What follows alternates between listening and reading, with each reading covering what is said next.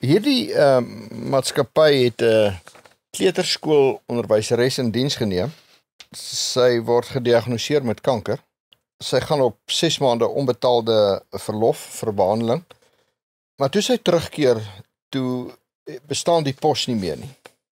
Daar is nie meer 'n graad 'n pos vir die bepaalde persoon toe sy terugkeer nie. Wat is die posisie wat dit daar in plaas? Okay. Toe sy weg en hy sê pos, sy kom terug, sy het nie meer pos nie. Die werkgewer die feit is hy het nie meer die pos nie. Nou wat nou?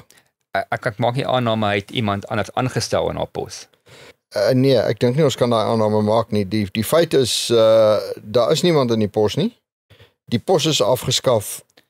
Die werkgewer het tydens haar afwesigheid, kom ons maak daai aanname, het tydens haar afwesigheid tot die slotsom gekom, hy het nie meer die pos nodig nie. Okay.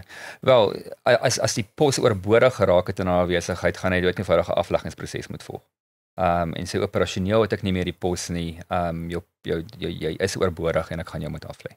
Maar hy kon nou nie met haar konsulteer ten tye van die afskaffing van die pos nie.